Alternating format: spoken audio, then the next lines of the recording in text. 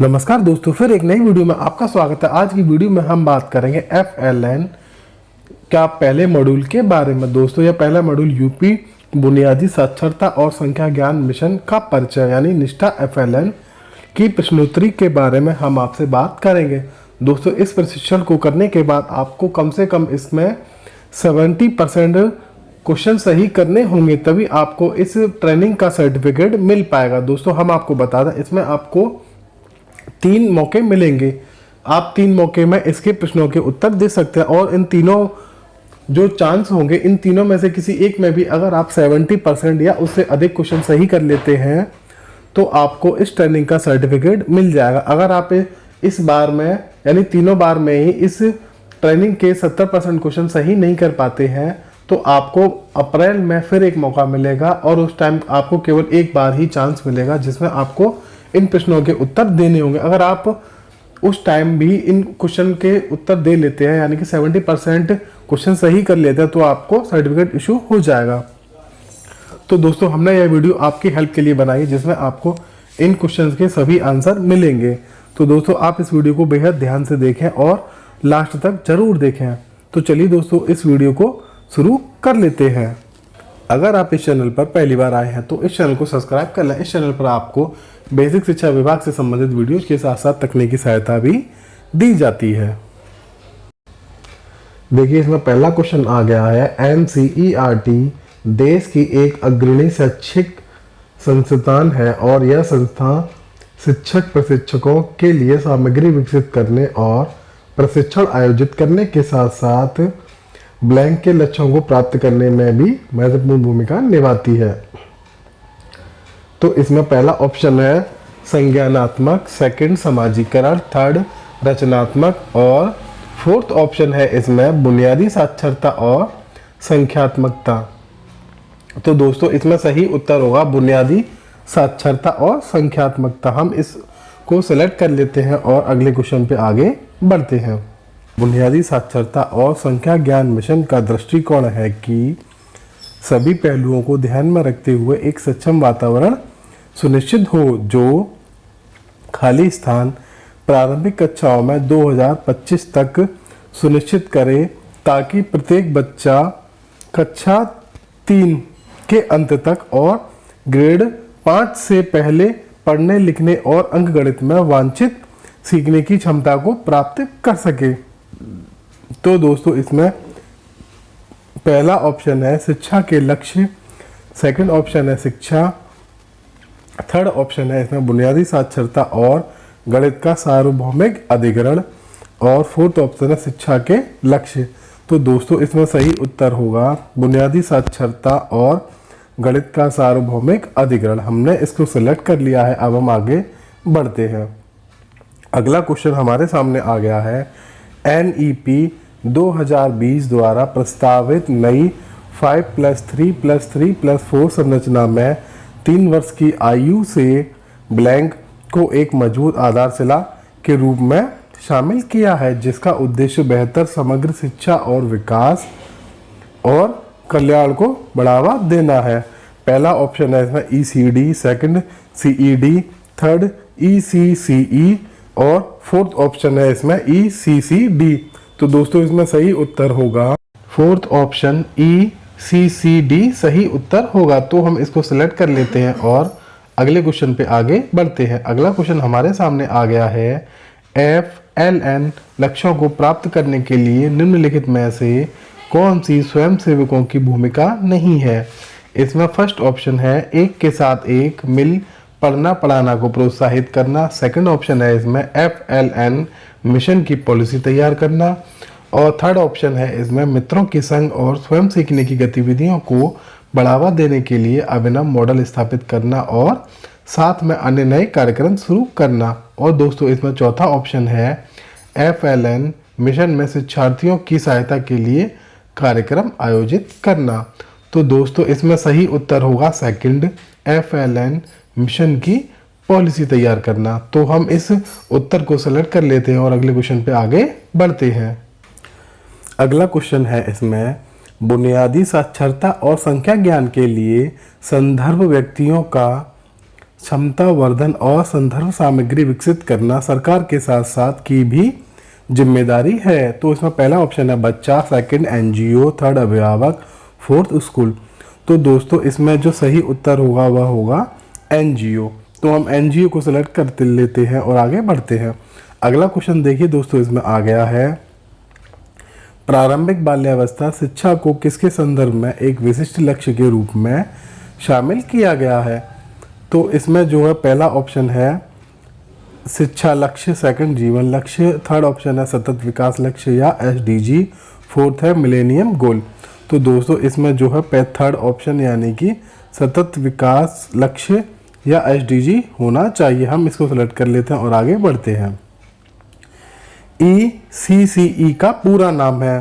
First option है प्रत्येक बच्चा देखभाल और शिक्षा, सेकंड है बच्चों के लिए बाल्यावस्था देखभाल और शिक्षा, थर्ड है इसमें आरंभिक बाल विकास और शिक्षा, फोर्थ ऑप्शन है इसमें बाल्यावस्था देखभाल और शिक्षा यानी early childhood care and education. तो दोस्तों इसमें सही उत्तर होगा बाल्यावस्था देखभाल और शिक्षा, early childhood care and education. हम इसको सेलेक्ट कर लेते हैं और अगले क्वेश्चन पे आगे बढ़ते हैं। अगला क्वेश्चन देखिए हमारे सामने आ गया है भावी स्कूली शिक्षा और आजीवन सीखने के लिए ब्लैंक और संख्याओं की बुनियादी समझ जीवन के लिए आवश्यक आधार है। NEP 2020। पढ़ और लिख पाना, केवल लिख पाना, केवल बोल पाना, अपनी भावनाओं को दिखा पाना। तो दोस्तों इसमें जो ऑप्शन होगा वह होगा पढ़ और लिख पाना। हम इसको सिलेक्ट कर लेते हैं और आगे बढ़ते हैं। अगला इसमें क्वेश्चन आ गया है FLN मिशन ब्लैंक में दक्षता हासिल करने के लिए एक राष्ट्रीय पहल है। समझ के साथ भाषा और गणित पढ़ना, सेकंड पर्यावरण अवधारणा, थर्ड कंप्यूटर संबंधी कौशल और फोर्थ ऑप्शन है इसमें रचनात्मक और सौंदर्य कौशल। तो दोस्तों इसमें जो सही उत्तर होगा वह होगा समझ के साथ भाषा और गणित पढ़ना। हम इसको सेलेक्ट कर लेते हैं और आगे बढ़ते हैं। अगला देखिए इसमें क्वेश्चन आ गया FLN मिशन एक है सार्वजनिक पहल, सेकंड राष्ट्रीय पहल, थर्ड है इसमें स्कूल पहल और फोर्थ है इसमें राजकीय पहल। तो दोस्तों इसमें जो सही उत्तर होगा वह राष्ट्रीय पहल होगा। हम राष्ट्रीय पहल को सेलेक्ट कर लेते हैं और अगले क्वेश्चन पे आगे बढ़ते हैं। अगला क्वेश्चन देखिए फिर आ गया है बुनियादी शिक्षा का मुख्य केंद्र है संज्ञानात्मक विकास, बच्चों के सर्वांगीण विकास, थर्ड है पढ़ना और लिखना, फोर्थ है शारीरिक विकास। तो दोस्तों इसमें सही उत्तर होगा बच्चे के सर्वांगीण विकास। हमने इसको सेलेक्ट कर लिया। अब देखिए अगले क्वेश्चन पे आगे बढ़ लेते हैं। किसी भी बच्चे के जीवन काल में प्रारंभिक वर्ष महत्वपूर्ण होते हैं क्योंकि इस समय खाली स्थान किसी अन्य चरण की तुलना में अधिक तीव्र होती है। फर्स्ट ऑप्शन है बढ़त की दर, सेकंड विकास की दर, थर्ड जीवन की दर और फोर्थ है गति की दर।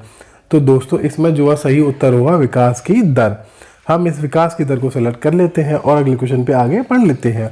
अगला क्वेश्चन हमारे सामने आ गया है NEP 2020 में यह परिकल्पना की गई है कि 5 वर्ष की आयु से पहले प्रत्येक बच्चा एक प्रारंभिक कक्षा या बाल वाटिका में जाएगा जिसमें एक ECCE को पढ़ाने योग्य क्वालिफाइड शिक्षक होगा।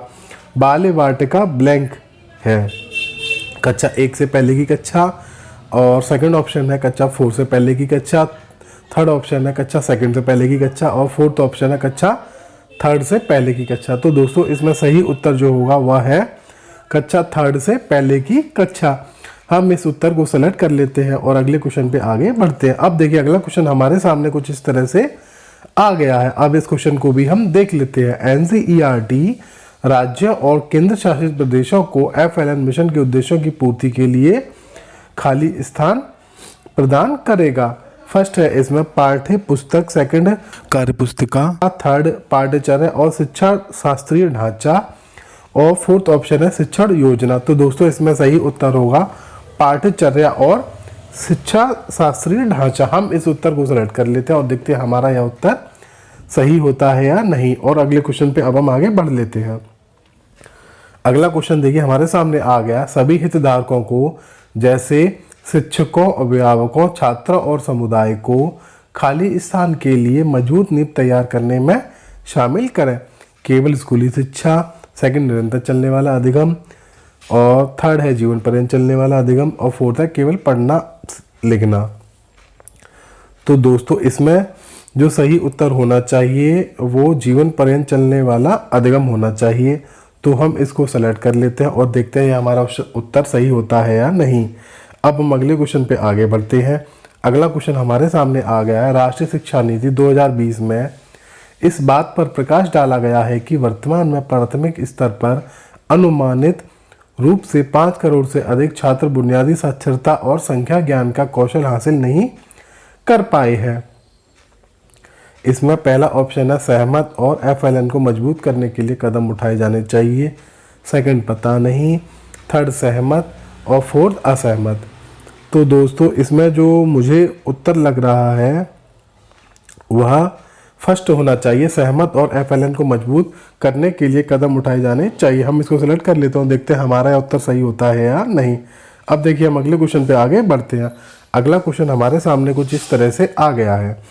NEP 2020 के अनुसार मध्याह्न भोजन मिड डे मील कार्यक्रम प्रारंभिक कक्षा में पढ़ने वाले बच्चों को भी विस्तारित किया जाएगा। यहाँ प्रारंभिक कक्षा का अर्थ है कक्षा 4 से पहले की कक्षाएं, सेकंड कक्षा 2 से पहले की कक्षाएं और थर्ड ऑप्शन है कक्षा 3 से पहले की कक्षाएं और फोर्थ ऑप्शन है इसमें कक्षा 1 से पहले की कक्षाएं।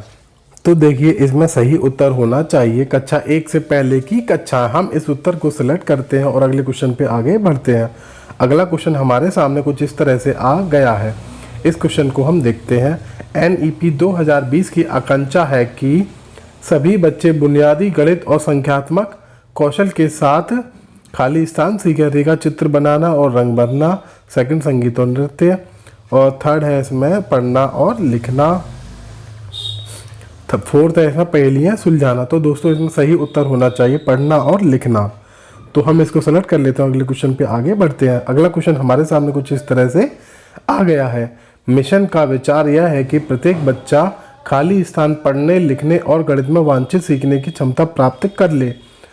इसमें जो है पहला ऑप्शन है ग्रेड 5, सेकंड ऑप्शन है ग्रेड 3 के अंत और ग्रेड 5 के पहले और थर्ड ऑप्शन है इसमें ग्रेड 1 और सेकंड और फोर्थ ऑप्शन है ग्रेड 1। दोस्तों इसमें सही उत्तर होना चाहिए ग्रेड 3 के अंत तक और ग्रेड 5 के पहले। हम इसको सेलेक्ट कर लेते हैं और आगे बढ़ते हैं। अब देखिए हमारे सामने अगला क्वेश्चन आ गया है। स्कूली शिक्षा के बुनियादी स्तर में भाषा और गणित कौशल का निर्माण करना किसका उद्देश्य है?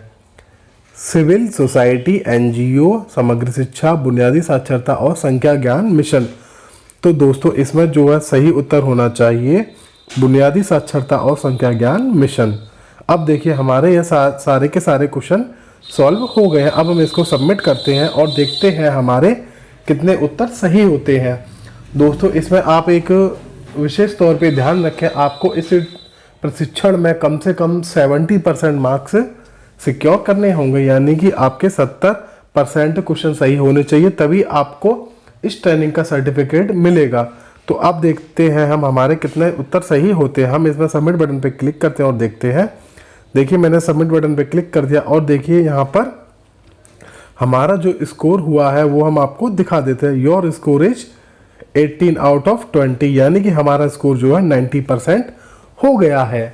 तो दोस्तों इस 90% स्कोर पे हमें इस प्रशिक्षण का प्रमाण पत्र मिल जाएगा। तो दोस्तों ऐसे ही आप भी इस प्रशिक्षण का प्रमाण पत्र हासिल कर सकते हैं। अगर आपको इस ट्रेनिंग में कोई भी समस्या आती है तो आप हमसे व्हाट्सएप ग्रुप में अथवा इस वीडियो के कमेंट बॉक्स में पूछ सकते हैं। हमें आपकी मदद करने में बेहद खुशी होगी। अगर आप इस चैनल पर पहली बार आए हैं तो इस चैनल को जरूर सब्सक्राइब कर लें। तो दोस्तों मिलते हैं अगली वीडियो में, तब तक के लिए जय हिंद, वंदे मातरम।